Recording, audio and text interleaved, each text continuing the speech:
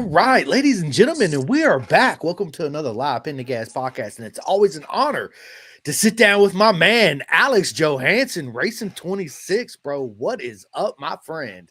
What's up, Chris? How's it going, brother? Good man. Just it's been a day. Woke up. My son's friend stayed the night last night, so I made breakfast and went out for a little bit and was like, I gotta go home. Hmm. I got something I gotta do. And yeah, so here we are. It's Memorial Day, Labor Day weekend. Labor Yeah, Day. Labor Day Labor Day. weekend. Yep. Yeah. Yeah, so I don't know what we're gonna do after this, to be honest with you. One kid wants to go swimming, the other kid kind of Mm. don't. Was that whole compromise? Hey, let's go. I don't know what we're gonna do. We'll figure it out. But yeah, other than that, just yeah, adulting, laundry, all that Mm. fun. Not fun so much stuff that us adults got to do, right? Mm-hmm. But listen, enough about all that. It's an honor to always see you, Alex, at the track. It's an honor to talk to you and obviously see your parents too, and your sister and mom and everybody. Give everybody hugs for me. Um, but yeah, dude, listen, we got a lot to talk about, bro. So let's just get Yes, sir. into it. Let's do I it. had you on. It's been what, 6 months since you was on here It's last time? I can't remember. it's been a minute. I think it was just after Pitt. Just after I got back Yes. from Pitt, I think we talked. Yes. Next time I seen you was at VIR. Yep, Oh, we got to that's right. meet. Finally got to meet mom. Yep. Loved it. It was Uh, the awesome. the baby girl, her first birthday is next weekend. 1 years old already. It's crazy. I'm gonna Bro. ground you from birthdays. Stop growing up. Listen, it's just gonna get honestly, it's just gonna get faster from here. It's crazy. Hmm. Next thing you know, we'll be sitting down. You're like, dude, my daughter's 12, and blah blah blah blah blah. Right? It's Right. time goes by fast, man. Enjoy it. Memories always pop up on Facebook, and when Rossi was, this little falling asleep on my chest, and I'm just like, man, where'd the time go? Now look at him, he's talking It's a back, thief. asking for money every 5 seconds. Yeah. Wow. Enjoy it. Enjoy it. But Enjoy. anyway, yeah, so yeah, enjoy it, bro, for real. Listen, you got a lot going on, with your racing, jumping in head first. It's been one of those years for you. So let's We pick it up have after. dove. Yeah, Yes, head first. dove head first this year, 100% sink or swim. We're full immersive. First round, CMP was my expert debut. It went it went pretty good. It's off season. Had to work some bugs out. It is what it is. But I started finding pace and still set a PB there. Round two was at Pitt. First time being there, went to the practice day. It was freezing. It was like 36, 40 some odd degrees. Like it was cold. Didn't do bad. I didn't get the podium, but I think I was still top five. I mean, there was Jake Jansen, Ryder Davis, DJ Birch, and a few other dudes, like super sport dudes that are just wicked fast and just trying to stay in their toe as much as I could. But ended up running, I think I was running 49s at Pitt. And then VIR, you were there, which was awesome seeing you and seeing, Hank Vosberg, Avery Ella that was there. That was pretty cool. That's where I started the helmet signature idea, and I got those guys on there. Um, but no, I definitely set a PB at VIR. Battled out with DJ, and it was kind of funny because I go out there and I'm gonna say my whole racing career, I haven't even been racing for 2 years yet.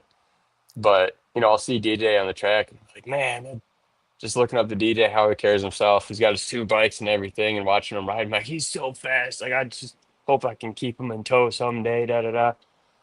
And I think it was heavyweight superbike. I get some historically some pretty good launches off the line. And I was sitting P2, took off past DJ, but I don't have too much experience going into turn one yet. So DJ, he gets me around the outside, and then I think it was this V2. Holy smokes, those V2s are fast. Um, I can't remember his name, but I know he's from Michigan. Anywho's, they took off. I'm like, all right, well, just see how long I can hang with them before they absolutely check out on me. Lap one comes around, and I'm showing DJ a tire into turn one. I'm like, "Hmm, all right, cool. Well, let's battle it out then, I guess."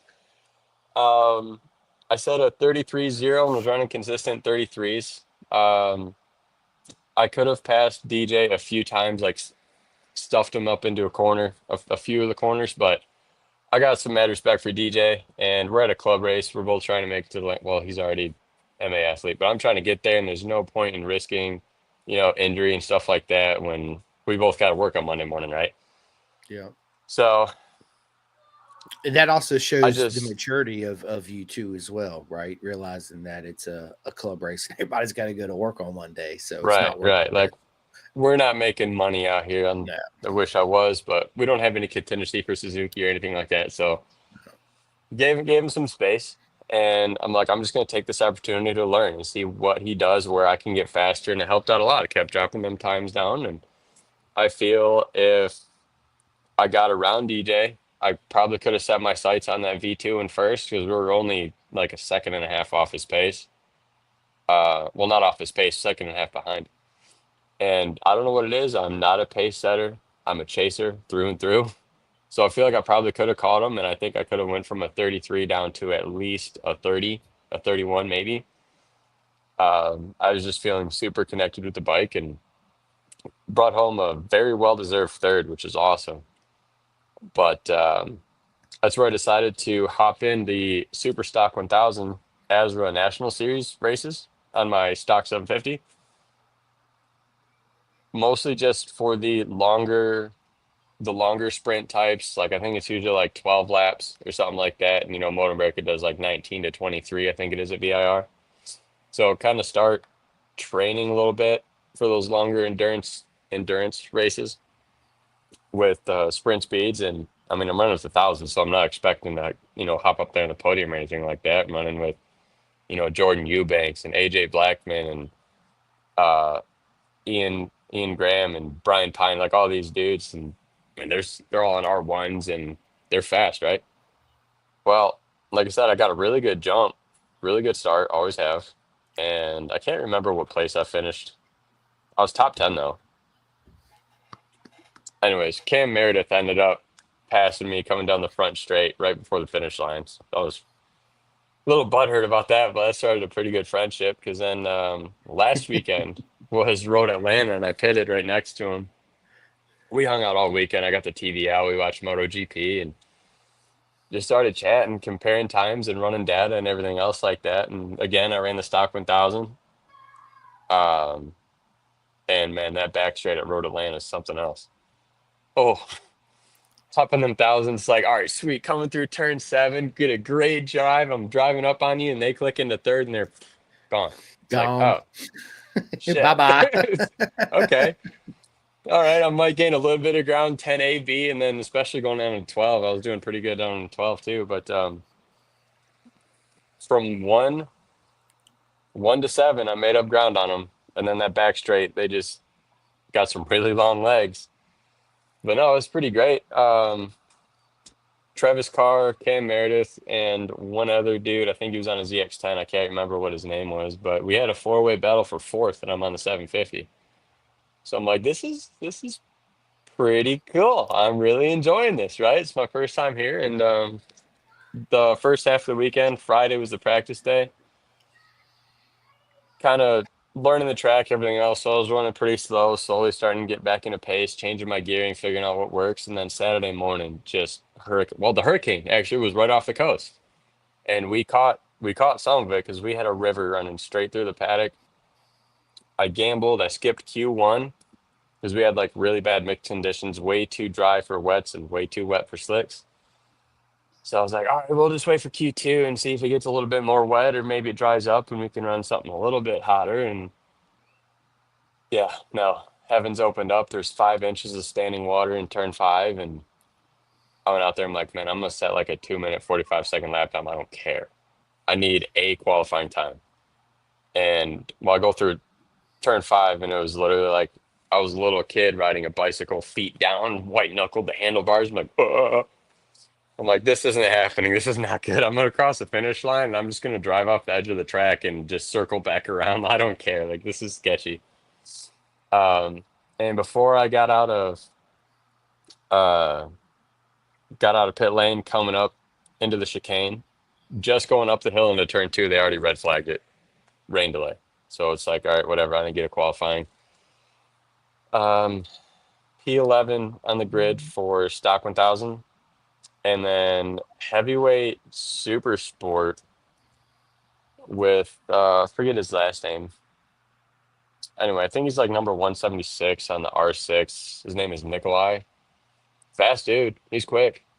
Um, I was P2 behind Gabriel da Silva, and seeing him on the grid, I'm like,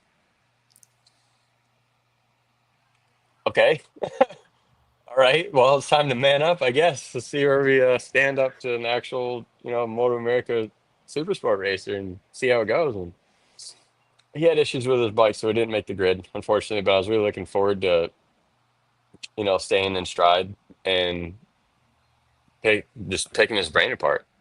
Um, but no, I actually, unfortunately, I got one of the worst launches I had all season for the heavyweight super sport.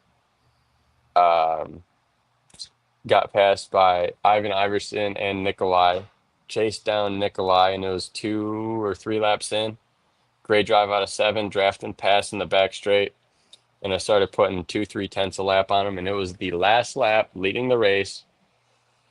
Going into turn 5, I think I had a projected lap time of like a 34.7 or something like that.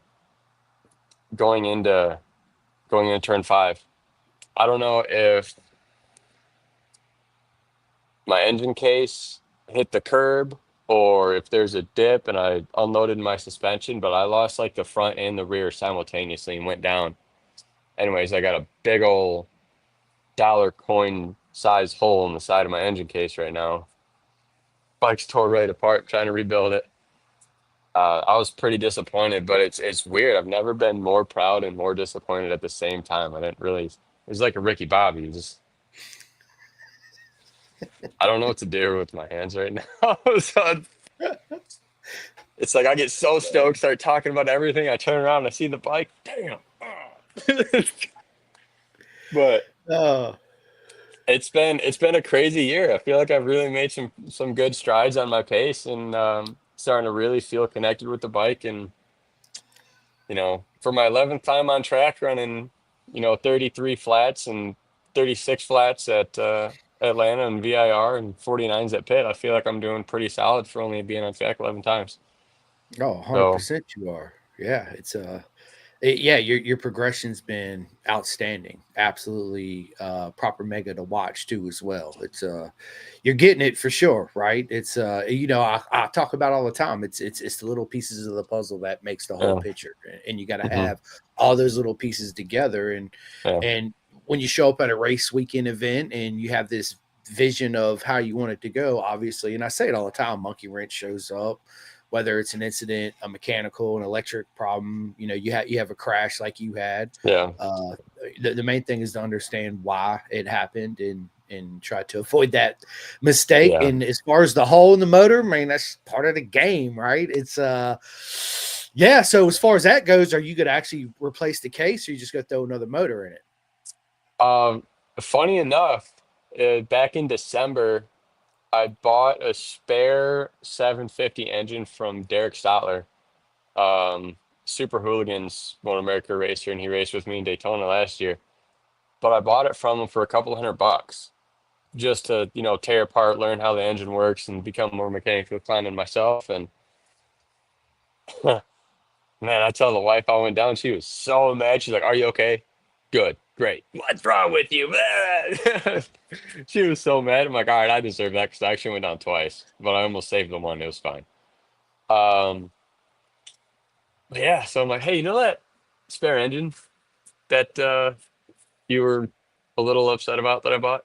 Yeah, 80% of the parts in that engine can go into the one I have sitting right here, and I don't have to pay a dime because we already got it. All I have to do is tear it apart. I think I have to buy like a gasket, a handlebar, and a rear set, and definitely some Woodcraft engine protection parts now because I ah that'd have been nice. But yeah, we're Yeah, just I gonna mean, take it apart. I dented the flywheel, so I have a spare flywheel too. I gotta take that off, get a puller, and replace that one too. But I got a buttload of flywheel pullers, man. I got the one you need too, for sure. 100%. Yeah, I've been there and done that multiple times. You know, it's Hmm. part of the learning process of that's why I love the BTR program too, because it teaches the girls everything, the mechanics about Hmm. a bike. Like they do it all themselves, right? Um, Yeah, it's awesome. I tell people, you know, if the ones that have that mechanical background that can work on their own bikes, I think has a better understanding of how the machine works in general, Hmm. right? And when you have an issue like you have, you know, it's not a problem. I got the parts. It's going to take me X amount of time to do it. Let's just do Right. it and get it done. Versus, you know, somebody that don't, and a whole motor swap, which ain't bad to do anyway. But yeah, it's good, man.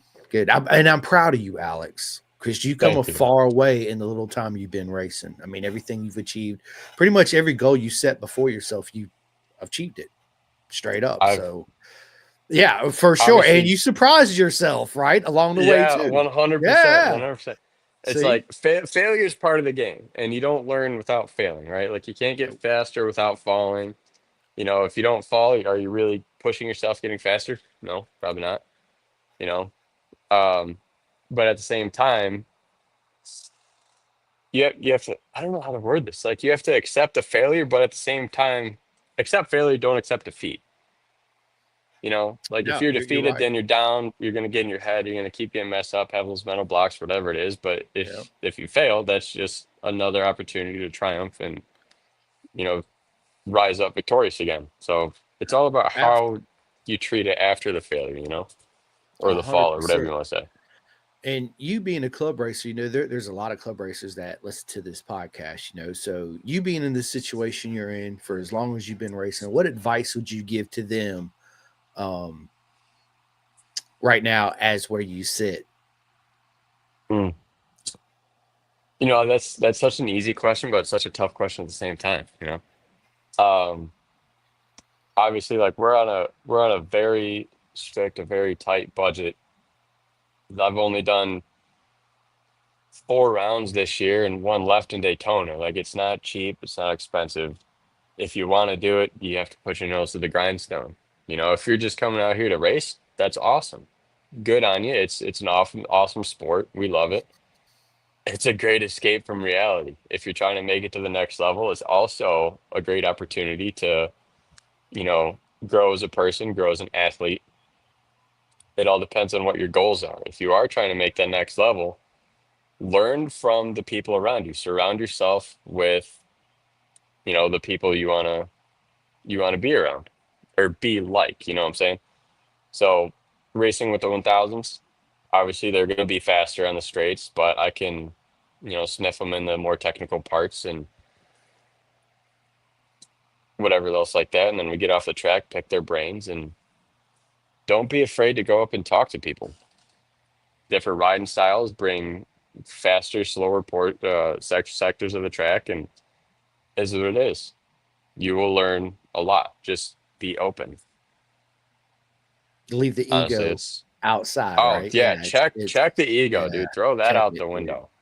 Straight up. And you're right. What you said about, you know, especially when you follow a faster rider, you see their body position and what they're doing in this particular section of the track. And then when you come around, you change your body position and style Hmm. to kind of match his, right? To make that difference in that lap time.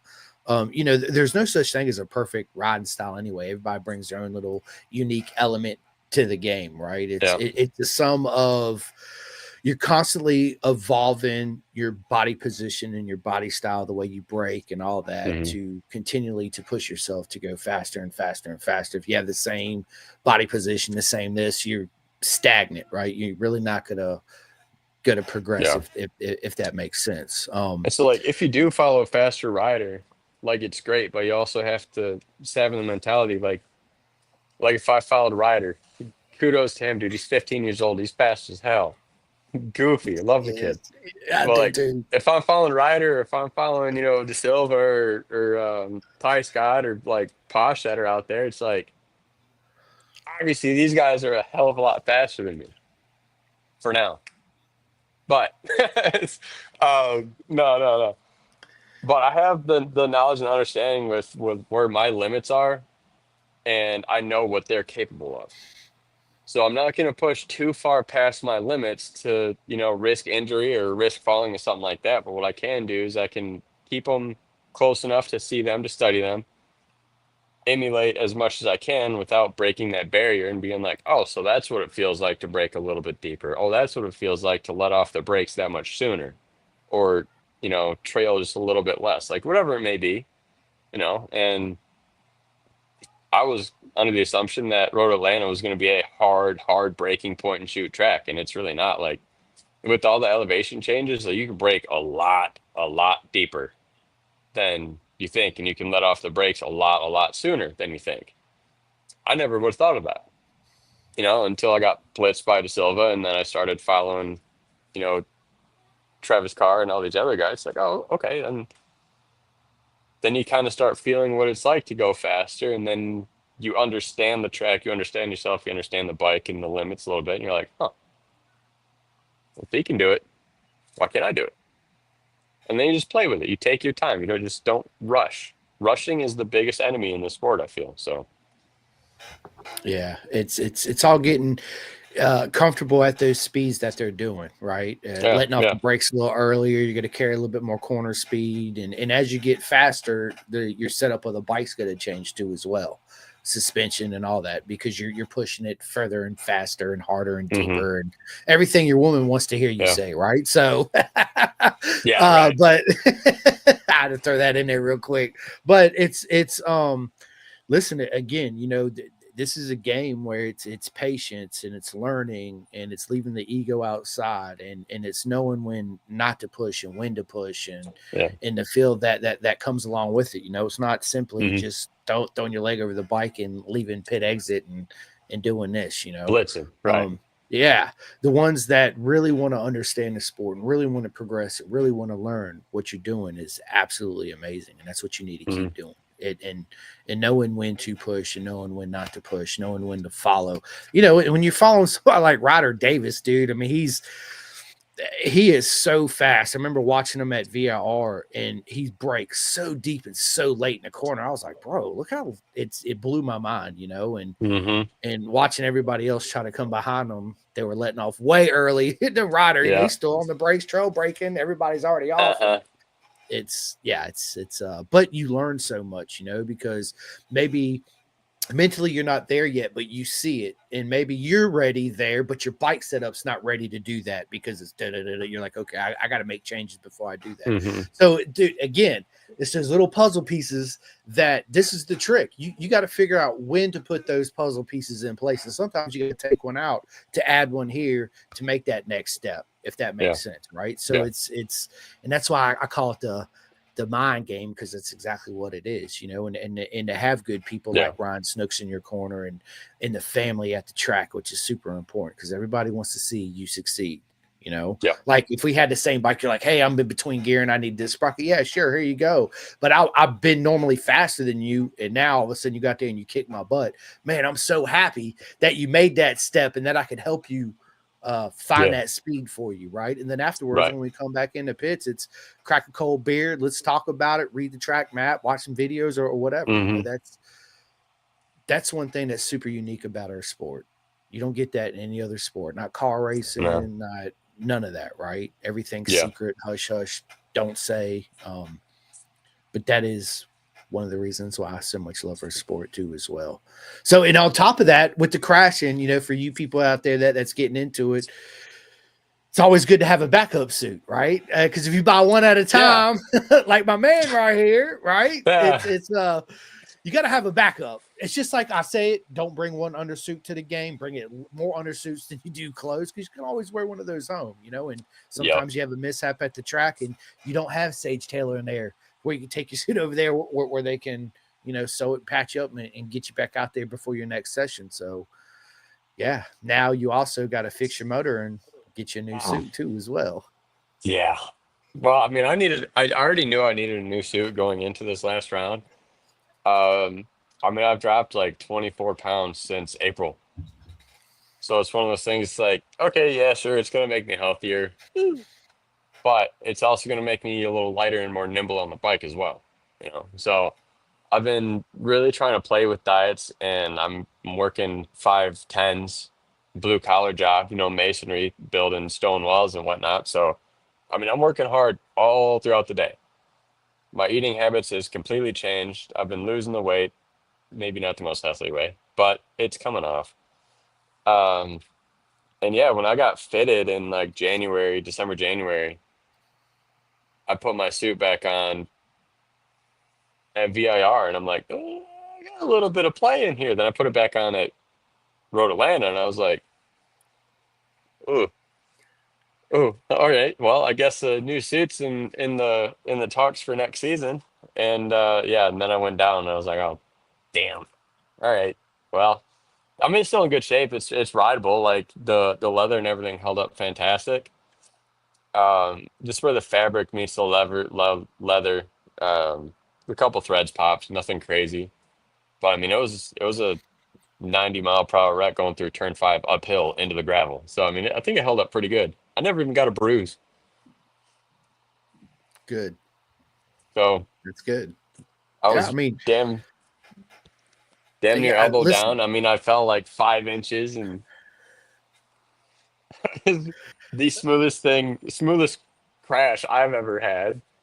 So and it was hey, super slow motion too. It was like do do do it do. was it was. Whoa. Yeah. I held onto the bike the whole way, and I don't even think like I stopped moving, and I was already picking the bike up.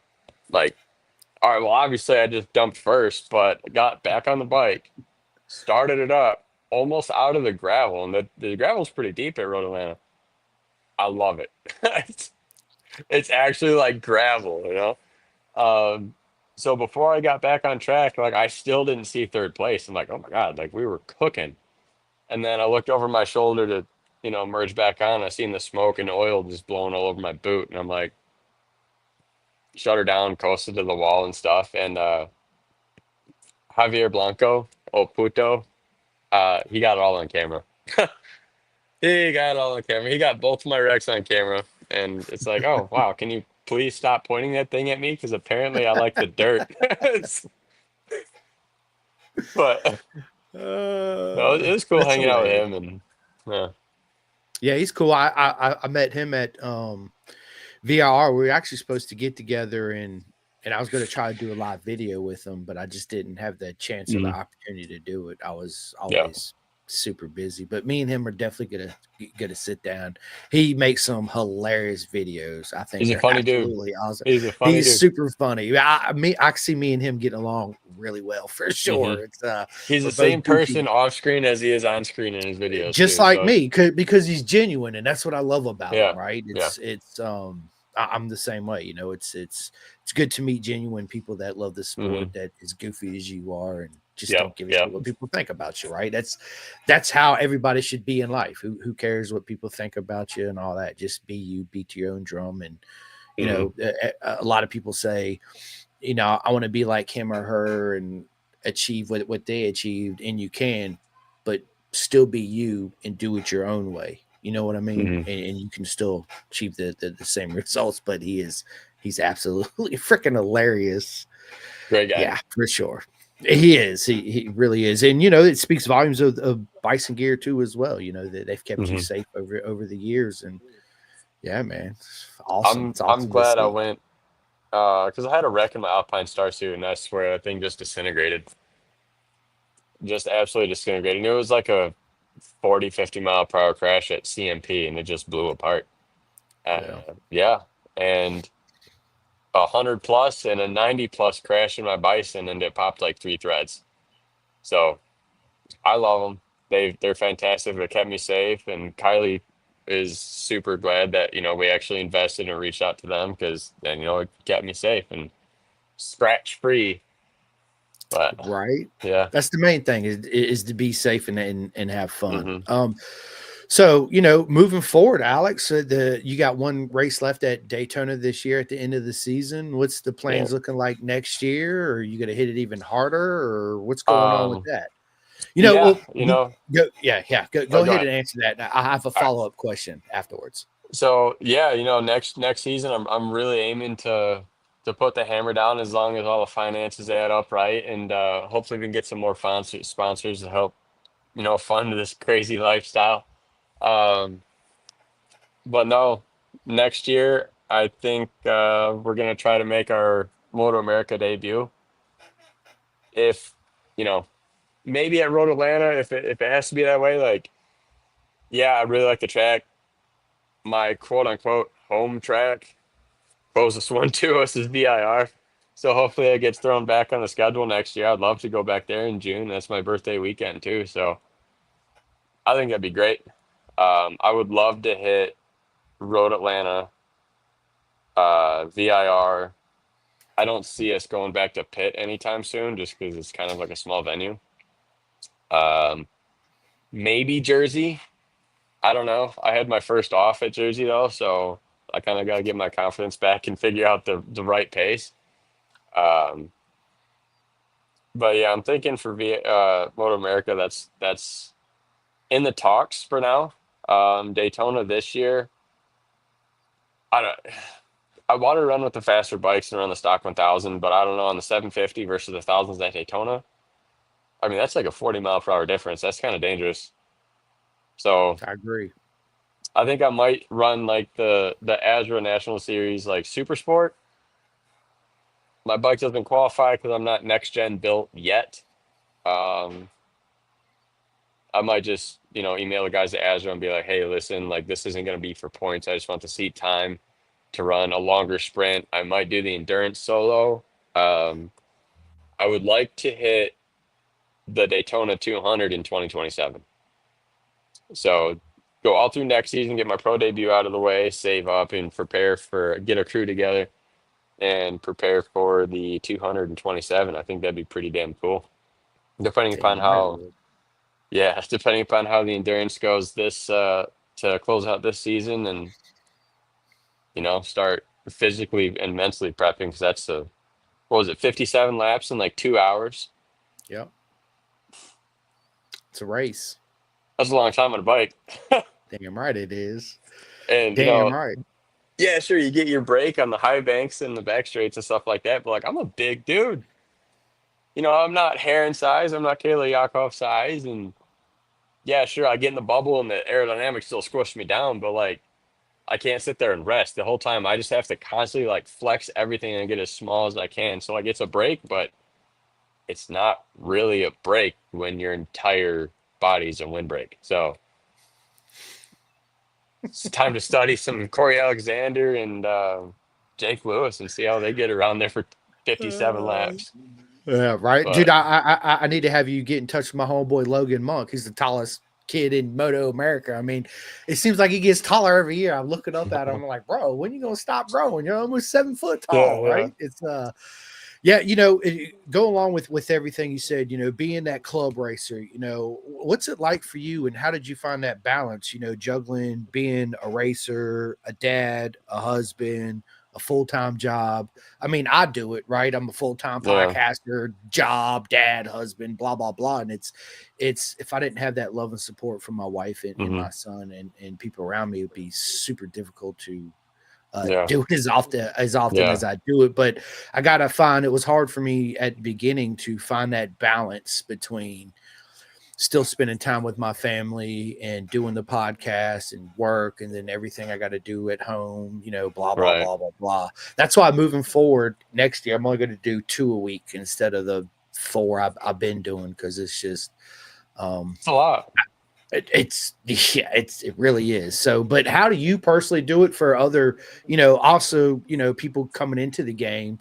Hmm. It's a juggling act, unless you're single, then you don't count, right? But Oh man, for those I of us wouldn't that have that the have a house. I family and wouldn't all that, have nothing. It right, would just be me, the trailer, the bike, and gone. See right, ya. right, right, So like right. some So online job to pay the track bill and like whatever, right? But I'll no, sleep in my it's truck. 100%. After get like a little cheap tent from Walmart or something like an air mattress. Who cares? Yeah, But good. I wouldn't trade it for the world though. But yeah, Yeah. it is like you said a big juggling act, and I feel like I probably annoy a lot of people that I work with. I know I annoy the wife with how much I talk about racing. It's yeah, obsessed. I don't know, baby, but I love it. You know, it was my first love. It's my first passion. Stepped away and then came back to it, and like it means so much to me. And you know, my wife, she knows and has recognized like how much it means to me. And that if it's been a bad day at work or if uh if I've been away from it for too long, she kind of recognizes and be like, you're a little irritable. You should go to the garage. Like, do we need to get anything ready for VIR? It's like, no, everything's done. Like, oh, okay, cool, cool. You haven't played She's like, just MotoGP in get a away couple from days. me. Like, Right. go play Ride 5 in the garage or something like that. I'm like, you know what? Okay, yeah, I'll do that. I'll be out here for like an hour because I watch all the races and stuff in the garage, and I'll be out here for like an hour. I'll go back inside. Just, hey, babe, you ready for bed? Let's go. She's like, yep, there it is. You're deprived. So Yep. um, I feel like the two things that'll never leave my personality is technically three things: husband, father, and racer. Like everything I do is all about that. I mean, those are my loves, absolutely everything, you know. My wife, my daughter, the bikes. The work Yeah. schedule, you know, I have to provide for my family and stuff like that. I'm now in the point of being in charge. I just picked up crew leader or foreman of our crew, I guess, about a month or so ago. And I talked to my guys. I'm like, listen, we're gonna get some work done. We're gonna work hard, and we're gonna put some hours in. Are you guys all right working, you know, these hours? And then I'll run it by the boss. Like, oh yeah, absolutely, let's do it. So we're now working 5 10s, 50 hours a week. It really helps getting the bills paid, getting a little bit of buffer, and then making sure I can actually get to the track and not be like, do I really need a phone for the next month, or can we skip that bill? You know what I'm saying? So it's like I just kind of let my hard work speak for myself, and you know, whatever rewards come from there, they come from there. I picked up foreman, and it's going good, so I'm just gonna let it keep going. And whenever the VA comes back, it's one of those things where like it'll be nice whenever we get the VA, but I'm not counting on it. It's like I'm just gonna live life the way it is right now, so I'm not disappointed or anything else like that. Like it is what it is, and this is what we're gonna live off of. Period. Um, it'll definitely help out a lot. But Kylie, she picked up some new studies at her job. She's busting her butt and working late nights, and we're all making this crazy dream work. And you know, having a supporting wife means The everything because world. you know, Yeah. without her, 100%. without my friends, without you know the family supporting me, being like, "You're a father now. You're 29, and you want to go do this? Like, You what do need to you? grow What up. they very easily could be like, no, that's dangerous. What's wrong with you? Sell that crap and like just be a dad, be a Yeah. husband. It's like, yeah, no, you're totally right. I probably could be Yeah. doing that. But, you know, it's also another thing to where me doing this, I feel will also show my daughter someday that like you can literally do whatever you put your mind to. If you want it bad enough, you will make it happen. 100%. And like I want this bad, man. I I want love this it. bad. You know, I might not, you know, be breaking any Bo BA or Josh Hayes records anytime soon. Um, but hell, even if I just get a finish in top 10, like that would be a lifelong dream, check in the box complete. I can die at peace, you know? So yeah, I want this bad, man. And you'll get it, bro. You just and listen, you're right. It's all about a balancing act, you know. And Yeah. without our women being in our corner, you know, and if because I know if I walked away from everything, dude, you might as well just kill me. I wouldn't have nothing else to live for. Yeah, my wife and my son, but that's obviously the biggest part of me too. But what keeps Hmm. me going, like you said, It's motorcycles your were always my personality. first love, dude. Yeah. It's who I am. You know, you take who I am away, I'm not me anymore. You know, and I wouldn't be able to Hmm. live with that. So it's also, you know, and people don't realize too on that flip side, Alex is yes, dude, we're all that. We're full-time dads, we're full-time husbands, we work full-time, we bust our ass Monday through Friday. And then on top of that, We load everything up. We hit the road, whether it's 12 hours away with no fucking Mm-hmm. sleep. Get up, do the weekend with hardly no freaking sleep. Come back to Yep. work Monday, 10 hours a day with hardly no sleep. And then that Monday, as soon as I get off work, I come home, I shower, I eat dinner, and I'm out. Right? Like I'm Mm-hmm. trying to get as much sleep as I can, trying to catch up, but you're never going to catch up. But that's the beautiful part of that journey. It's Yeah. those sacrifices, and people don't think of it like that. They're like, oh, I can take this day off and do that. And it's like, no, you We're can't. crazy, man.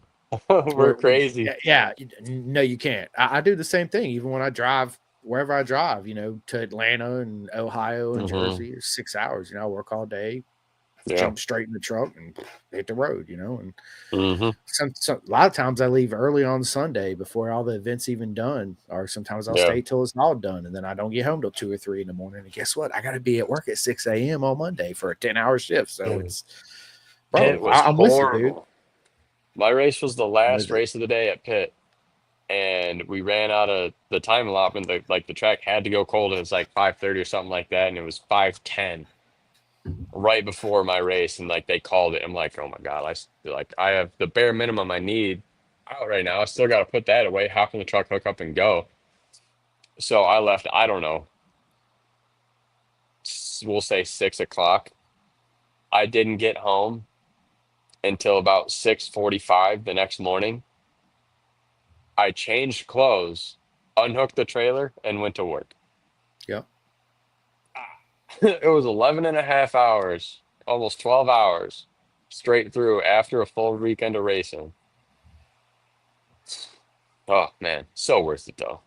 Oh, dude, So 100%, worth right? it. It's like, bro, this is how I always say it. When I go to the races and I get to see all my friends, even if it's a club race, right? And where I get to hang Hmm. out with you guys and everybody, I'm so looking forward to getting there. I get there. Next thing I know, I'm going home because the day's already done. Next thing I know, it's Monday and it's back to work. And it's just like, what Yeah, just happened? The weekend goes by like it's too fast, right? But that's what yeah, happens when you're so in love with something and it's so much fun. It's you kind of hoping that you're a little kid again. We are a little kid, but the way time goes by versus a kid versus an adult right now, right? It's two uh-huh. different. I'll be like, okay, Ross, we got X, dude, we got plenty of time. I'm like, nah, dude, we don't. Like, get your shit together. Let's go. What are you talking about? All Yep, right. yep. We got an extra 10 minutes. Nah, bro. Nah, it's gonna take that to get your ass moving in the truck. Let's go. Right. Hmm. Yeah, but listen, I've said this to you before, bro, and I'm gonna always say it to you. Whatever dreams and goals you have set for yourself in this sport, bro, I hope you achieve them 10 times over, and you've already achieved more than you've ever expected doing what you're doing right now. Being away Yeah, from it, coming back in, giving it your 100% all, nothing but congratulations, bravo. I'm super proud of you. I know your parents thank are you. super proud of you too. Your daughter is too. She just don't know yet. She's just too young to realize it, right? Right, Um, right. but yeah, it's listen, you keep doing you, stay focused in between the chapters like you're doing, man, and Yes, nothing but sir. great things are gonna come, bro, for real. Can't wait to run into you next time at the track. I'm not gonna make Daytona in October. My plans next year is obviously I'd love to do Daytona again. It was my first time this year. It was absolutely amazing. Mm, Obviously, Road Atlanta is a given. VR is absolutely a given. right. Ohio, Jersey. I really want to Hmm. make Barber, man. But if I do Barber, I don't want to do the Moto America Barber.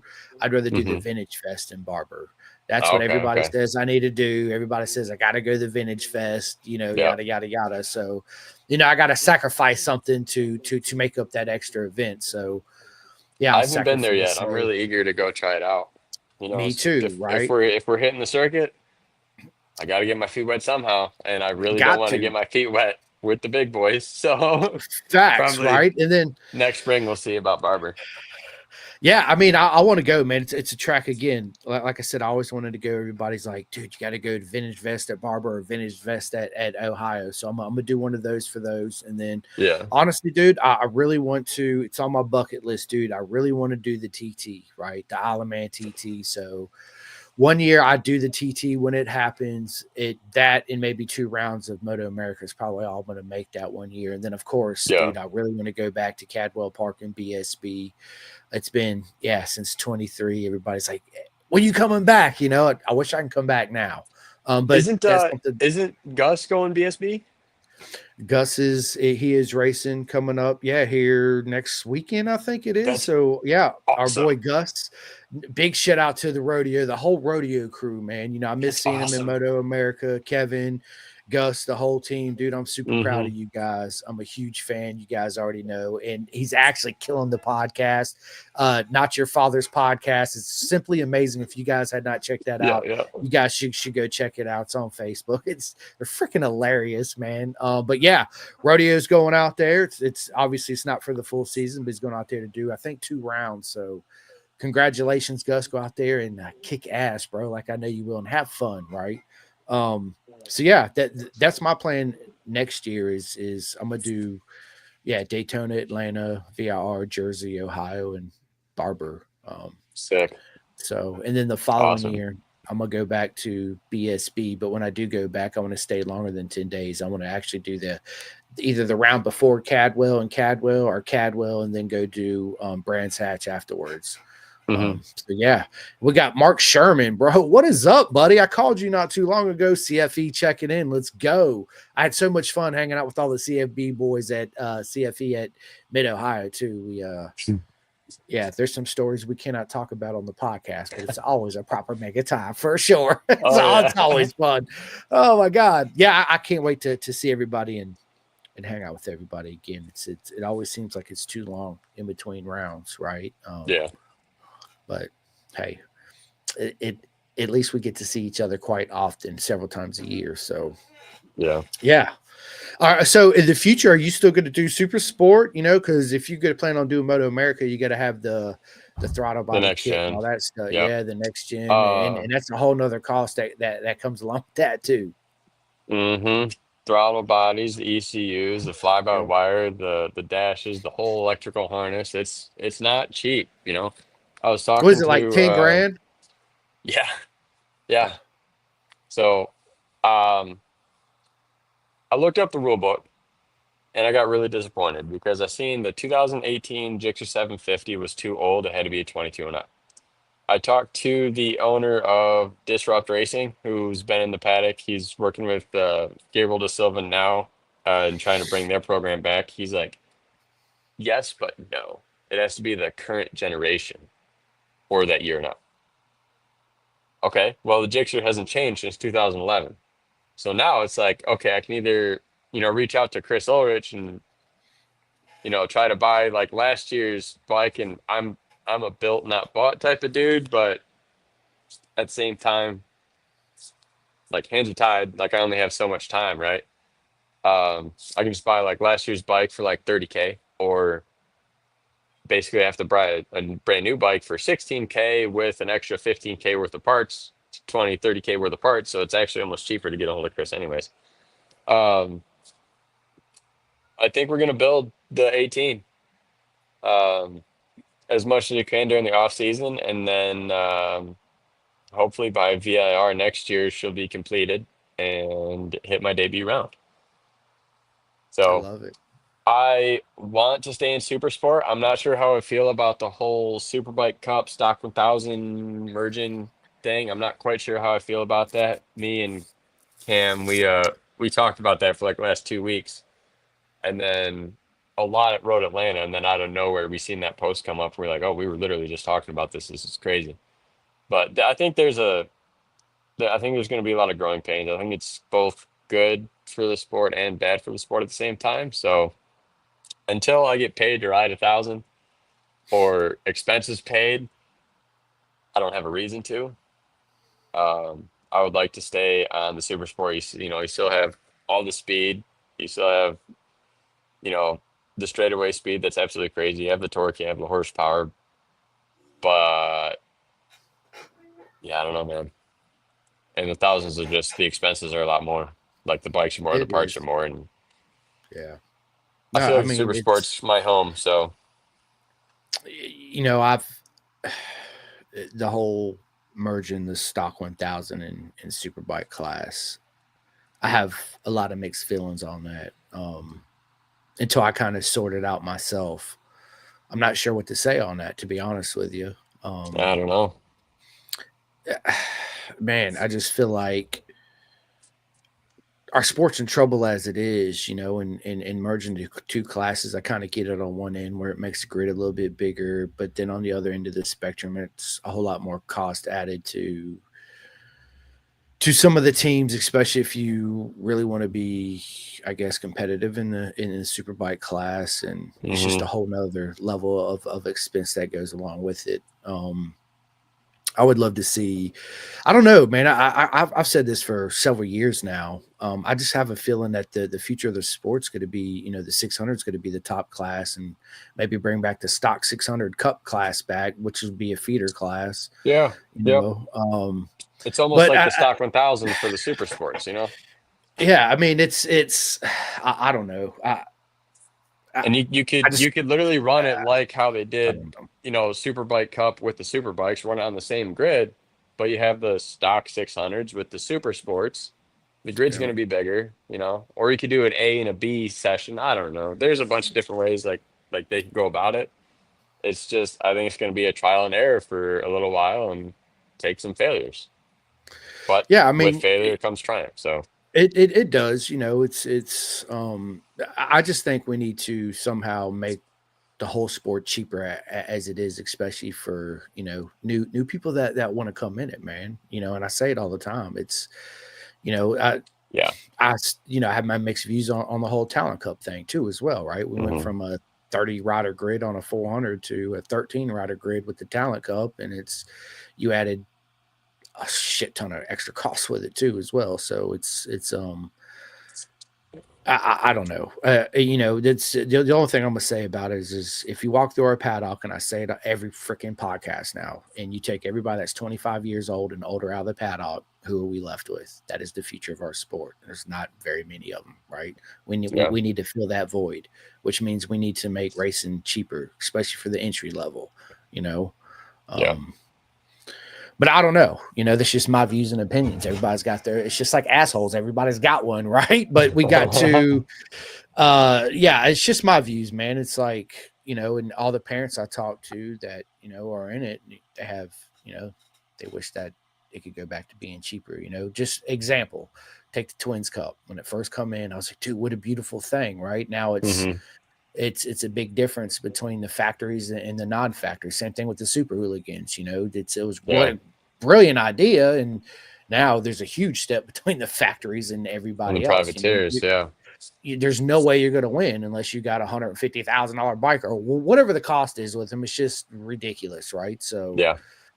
and with Saddleman get ready to pull out, I mean, it's just so much going on Mm. that I don't know. Um, I don't know. I just don't know, right?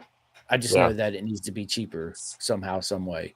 So, um, yeah, that's kind of my thoughts on it right now. It's just somehow, some way we gotta Yeah. we gotta make it liable for especially the kids coming in the sport, and people from club racing that has the points to get the MA license. That's a whole nother cost stepping up to that game. Oh yeah. It's especially if you really want to be competitive. If you just want to get in there and say, hey, at the end of the day, this is what I wanted to achieve. Now I'm cool with it. Then yeah. But the ones that really want to make that step and do that, it's yeah, whole lot of extra cost, and you can do it 110%. You can do it. You can do Yeah. it, Alex. Right? It's Yeah. just you just got to plan it out better because there's a whole lot more cost that comes with like what you're facing. If you want to do Moto America Super Sport, it's at least an extra $10,000 you have to dump in your machine right now, and That's just to qualify. that's just Like to qualify, right? And to that don't show include up. to show up. That's not the tire bill. That's not getting there. That's not the food. That's not the leathers. That's not the helmets. That's not the Yeah. gloves. That's not the boots. That's not the air vest. That's none of that, Nothing. right? There's so much more that goes into that. That's that 10,000 to turn into 20,000 like that, and you ain't even Yeah. turned a wheel yet. So Nope. yeah, but that's not just in racing, people. That's across the board in the world, right? Everything's going to Yeah. cost, but new pay raises are coming, and I have a feeling that maybe we're going to tank sometime in the future just because it's unsustainable right now the way we're going. So Yeah. I don't know. Hey, History you know repeats what? itself. Dude, us just scrap it. Let's just everybody get on Honda Groms, Z125s, and like little 400s, and just get out there and just the ride, right? Just let's the just have O'Valley fun. 190s. Right. Let's just Just go, the man. O'Valley Dude, 190s on kart tracks. Like that's our new. Actually, that'd be a hell of a lot of fun. bro, right? That and dude, the new All well, it's the two set whatever. Dude, that thing's $20,000. Oh my God! Never mind. Yeah, Grimes. The new 250 Ovale, yeah, it's just the MSRP, I think, on that thing's like 19 something. I was like, holy Holy shit. smokes! Yeah. That'd be fun. I would love to do that for like some off track training or like go off season some kart tracks or whatever. Like it'd be great. Yeah. I But want to, yeah. Yeah. I want to sit down with, some of the super stock guys, which I'm going to have Ashton Yates coming on here at the end of the year and pick his brain on his views and opinions on, because that's what he does, right? The whole merging thing. Like I'm gonna sit yeah, back down with Nolan Lampkin. He's a super hmm stock racer. Of course, I have my buddy Trevor Watson back on. He's a yeah, stock, the stock 1000 racer too as well.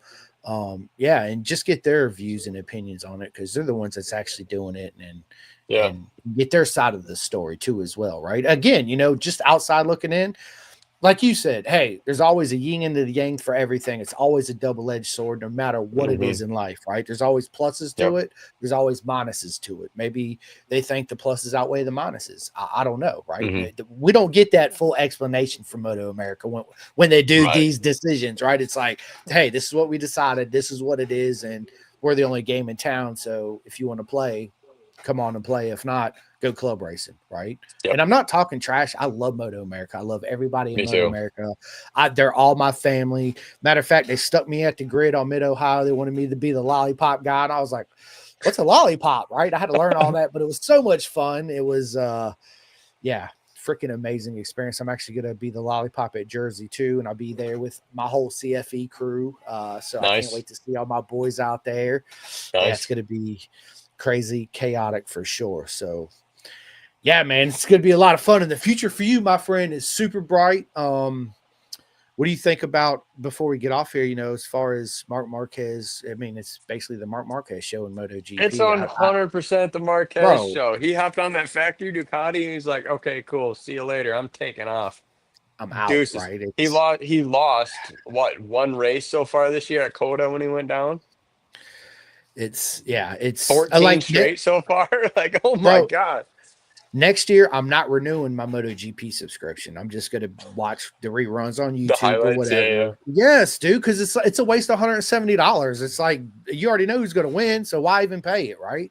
But the I'm year excited after to see that, what when they Top go Rack to the does. 850s, Yeah, then okay, yeah. I forgot about Top Rack coming in, so I just retract my statement. I will do it next year because Top Rack's going to be in there. But if it wasn't for my man Top Rack coming in, I Uh-huh. wouldn't renew my subscription. So I totally retract what I just said. I just told a lie, but I forgot about Top Rack coming in. So Talking about A group and B group, I'd love to see because Top Rack's only what, like a second and a half off of the MotoGP pace on his BMW. Like he just broke the record, and it's like only second half off of like the Marquez's pace. Like I'd love to see like an integrated WSBK and MotoGP just for like an expedition round just to see how they hold up. dude, they That'd be had that. It was sick. called the CRT class back in the day. Okay, So go back that's and, pretty cool. and watch some old MotoGP where they called them the CRT bikes. They were basically grid filler bikes, inexpensive way Uh, to come in and fill the grid, right? But yeah, I mean, listen, that's there cool. is a difference between a production bike and a production chassis Oh, versus a 100%. super stiff, GP machine. So Yeah, yeah. the times they're able to achieve in World Superbike is absolutely phenomenal, but it speaks volumes of what a production motorcycle is actually capable of Capable of. doing. Yeah. Given the tires versus the $1,800,000 unobtainium machines that MotoGP races, right? hmm Um, yeah, and I tell people like this, do we really need 240 horsepower, 1000s when 100% of them, when they show up to the track, are not using the full horsepower to make the fast Yeah. lap times anyway, right? Yeah. That's just a way I could see cutting costs down too, as well, is why do we need 300 horsepower? I mean, it's cool. That is the ego side of us men. We're like, oh yeah, I got 300 horsepower, baby. Look at these guns, right? Faster. Yeah, but when you go out there, you're not using all that, right? You're like, No. dude, MotoGP bikes don't even unleash the full horsepower until they're after fourth gear. They click in the fourth gear, and even then, Yeah. think about it. You're already at what 180 miles an hour or whatever it is, right? So you're already using it for that. Listen, people, Google the statistics. On a go whatever favorite MotoGP track you want and see how much they're actually at full chat. It's not very much at all because they can't use it, right? Yeah. Whereas back in the day, let's just say if we had 180 horsepower max, then you can use it all, right? Dumb down the electronics. Take a lot of that electronics out of it. That's why I love BSB, right? 2027 GP. Like it's gonna be they're reducing the aero. I don't know if they're reducing any electronics, but they're capping out at what 800 cc's? It's 850, right? But Oh, it's 850? Okay. yeah, it's 850 cc's. They are doing away. The air is going to be smaller. The rod height shit, they're doing away with that. Thank Mm-hmm. God. The start and all that, they're going to do away with all that. So it's going to bring it hopefully a little bit closer now. I just feel like, MotoGP's like F1's an engineer sport, and they got, dude, all the bikes are the same. They come out of the corners, they hit the little lever, everything comes down, they get the same speed. I mean, it's like it's hard for a rider to make up that difference unless you're Mark Marquez, right? To make Yeah. that difference because everything's almost so equal. It's hard, right? That's why there's not a lot of passing, and when people do pass, it usually ends up in a crash because everybody's so close. You just gotta fucking take your brain out for that second and say, I'm just gonna totally let off the brake and just let it eat, Send right? it, And see buddy. what happens. Just full send. But yeah, I mean, I'm glad that Top Rack's coming back in. It's going to make MotoGP definitely cool. excited. Johnny Ray just announced that he's going to retire at the end of this Seen year. that. So there's a legend that's going to step away from the grid. I'd also love to see Yeah. Joe Roberts get up there with the GP and Aaron Canet. Those two Moto2 athletes, I think it would be pretty damn cool. Yeah, I mean, I love Joe Roberts. I'd love to sit down with him and actually talk with him one day. And who knows, one day, it might be possible. But I just have a feeling that, when he turned out a Prairie ride, that was the door pretty much shut. I don't think he's ever going to have an opportunity to step back into MotoGP. I would love to see him back here in Moto America, right? That'd be cool. I mean, that's just my personal opinion, and the way they do Aaron Canet's just bullshit. That whole politics, this is the politics side of the fucking sport. I cannot, God damn it, I cannot stand it. Who gives a shit if he's got tattoos? Listen, everybody's individual. Who, dude, I gotta cover up. Bro, dude, but forget that, right? It's like you I know. shouldn't have to, dude. Listen, it's I don't care what color you are. If you want to be a man wants to be a woman, dude, I love each and every single one of you equally. And you have the right to be who you are, express yourself, do what you want, wear what you want. You see me, I walk around in paddock with pink shoes and a shirt on, right? I don't give a shit, Yeah. I am who I am, right?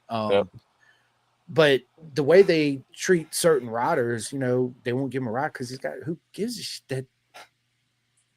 Who cares? But that goes to show they want that clean cut. They want that certain cookie cutter figure and that certain look and all that shit that goes along with it. And that just takes away from, people that have the talent to actually make it. They're never going to make it because of what they got on their skin. But that don't define a person, right? It's just like people out here that give me a hard time about BTR. Why BTR? I don't see they don't belong in Moto America and this and that and this and that. I'm like, dude, you're thinking about it totally the wrong way. Think about what good it's doing for our sport, right? Think about what it, it's exposure and support for, bro, any type of racing. Our sport has no ethnic. They're genderless. Sports are genderless. Anybody can do them. Anybody can play. It's the mentality and the way people think that separates people, right? We are the problem. Think about that, people. Everybody deserves to have a chance no matter what they do or what they want to play. Jason Doss, what is up, my man? So real quick, funny story on Jason, dude. Jason's an absolute riot. It's always good to see you, my friend.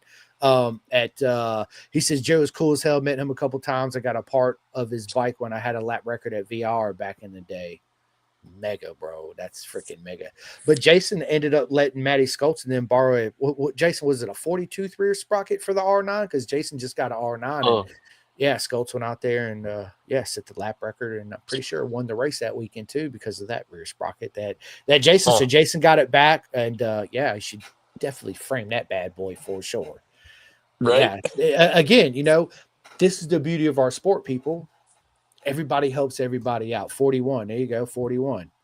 Dude, there it is, right? So it's it's a beautiful thing. Our sport is Hmm. absolutely beautiful. And listen, I hope to see each and every single one of you at Jersey this year. It's at the end of September. I'll be there. I'll be hanging out with all the CFE boys. I'll be out there on the grid with my little lollipop too. So, and in between sessions, I'll be, yeah, doing my thing. So, yeah, I can't wait to see everybody. And if you guys end up making it to Daytona, please make sure you stop by, say hi to Alex, and hopefully have some stickers or some hats or some shirts by then. Maybe I don't know. I got some of your stickers. I got a pile of them, so I can hand some of them out when I'm down there.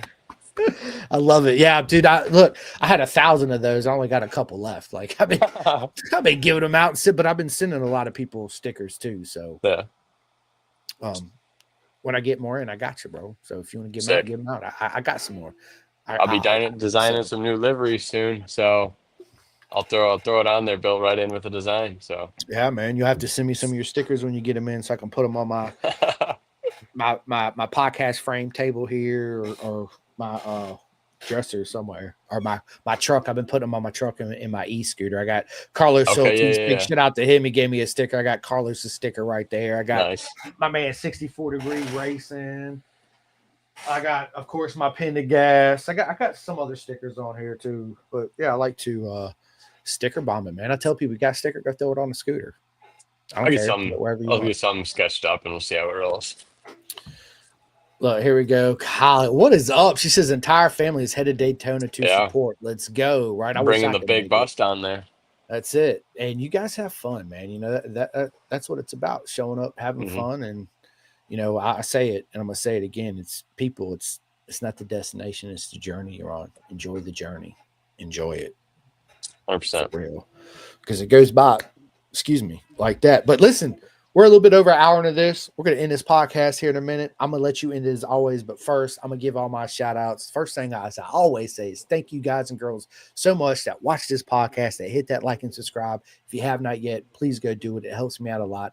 I love each and every single one of you because it wasn't for everybody that listens to this, all my friends that come on this, I would not be able to do this by myself, right? So thank you so much. I really mean it. Every single one of you is proper mega, and it's always an honor to see everybody at the track and all the support I get from everybody. It's I get emotional a lot of times when I think about it because it's something that I never thought I'd be doing, much less be accepted doing what I'm doing and have all the love and support from Alex and everybody and all you people that watch. And it's just simply amazing. We got my boy Joel Hiller. What is up, my man? If you guys miss his, matter of fact, as soon as I end this, Joel, it's going to be uploaded everywhere, Spotify, iHeart, and all that. But if you missed it, me and Joel sat down yesterday. It was a proper mega podcast. His whole coastal modal. Listen, what he's doing for the sport on the dirt bike side is simply amazing too. So Joel's an absolute legend. So Awesome. yeah, you guys go. That'll Awesome. be released here in a few minutes. So you guys go check it out. But yeah, listen, you guys know who you are. Man, again, I love each and every single one of you. My list is long. I'm not going to go through them all right this second because I have got to go. I got a lot of stuff I got to go do. I got the honeydew list and Oh yeah. it's been crazy. Oh But yeah. listen, I love each and every single one of you. You guys know who I support. You're not going to go wrong by ordering anything from any one of my friends in the business. And thank you guys so much for everything. And I truly mean it. I have another podcast tomorrow with Hank Vosberg. I'm super excited about that one. So Hank, yeah, dude, Hank's bro. He's killing yeah. it.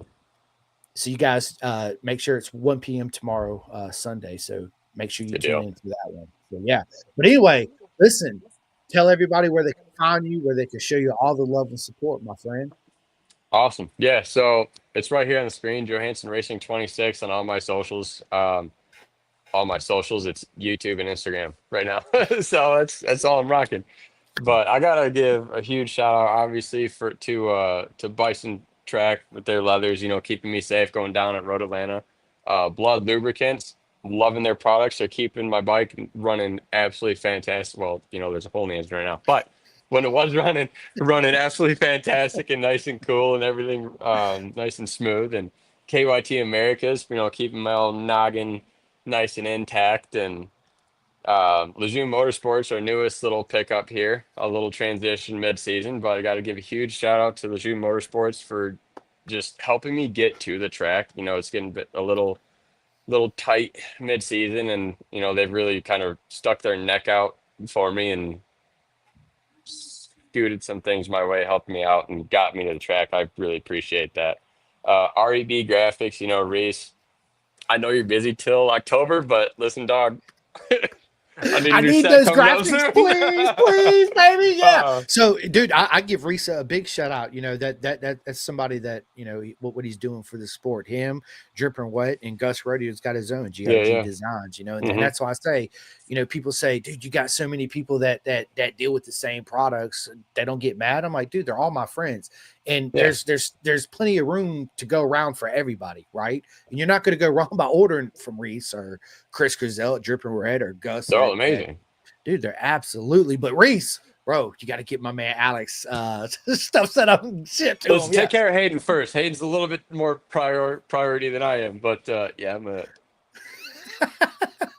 they're a little destroyed right now, Uh, but yeah. But yeah, then we got Crystal Coast Marine Contracting. That's my brother-in-law's company. He's been a great support this season. Johansen Farms coming through every round, mom and dad. Woodcraft and Armor Bodies. Listen, the side I crashed on with the engine protection, totally fine. The side I crashed on without the engine protection, there's a hole in the side of my engine. Get yourself some Woodcraft protection products. They work. I promise you. And obviously pin the cast, Chris. I mean, you're awesome, dude. If anything's going on, I can just hit you up, talk it out, and get my head straight again and bring me on. It's an honor, dude. I appreciate it.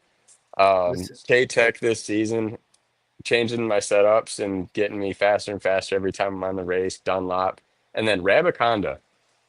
Rabaconda, the newest edition, has been a lifesaver with the weather and the hurricanes and everything else like that. Real quick, 5 minutes, boom, rain's on, balanced, ready to go. I'll be taking some videos and posting like kind of like a how-to type deal on how to like change your tires on the street bike tire changer. But dude, Rabbit Conda with has been awesome. Such a great addition to, the parts trailer and everything else like that. It's very nice. I love it. But yeah, thank you everybody. I really appreciate your support. Yeah, man. Listen, dude, the honor's absolutely all mine, Alex. It really is, dude. There's nothing more in this life than I enjoy sitting down having these conversations with all my friends. It brings joy to my day every day and every podcast. And there's times I'm like, dude, I got another podcast like I already did for this week, right? But then when I sit down, it's like, boom, it's go time. Let's go. Yeah, It's yeah, I need it. And there's times I don't do one for like 3 or 4 days, and I'm like, it's like an ice bath with me, right? It's like I need this. I need to just sit down and just do it for an hour. Let me get my time in. So yeah. I feel you, bro. I feel you. But listen, ladies and gentlemen, it's been an absolute honor to sit down with my friend Alex Johansen, racing number 26. If you're there at Daytona, please make sure you stop by, say hi, get those pictures, those autographs, those hugs, and all that good stuff. And I got yeah, some tune in posters for tomorrow. you too, so I can get some Yeah, out dude. and sign them There for you you. go. I love it, man. And yeah, don't miss the podcast tomorrow with Hank Vosberg. And I hope your guys' weekend is as proper mega as each and every single one of you, as I Yes, always sir. say. And again, I can't say it enough. Thank you to everybody for all the love and support, because without that, I would not be able to do this. So, and Right. I say it all the time. This is all about you guys. It's nothing with me. So again, it's nothing but love. So let's go. And on that note, we are out of here. Alex, down with me for 1 second, so we can go ahead and schedule our next one for next year. And Yes, we will sir. see you guys soon. All right, let me Peace, end it. everybody. Deuces. Calling all two-wheel enthusiasts, get ready to rev up your earbuds with Pin the Gas Podcast, the ultimate motorcycle racing podcast, hosted by Chris Simcoe, one of our very own excellent leaders here in Roanoke, Virginia. With expert analysis, behind-the-scenes stories, and exclusive writer interviews, Pin the Gas podcast delivers the adrenaline rush of the racetrack straight to your ears. Whether you're a diehard fan or a curious newcomer, you'll gain insights that will transform how you watch and understand motorcycle racing. On your favorite podcast app, join Simcoe as he takes you on a high-speed journey through the world of motorcycle racing. Pin the Gas podcast.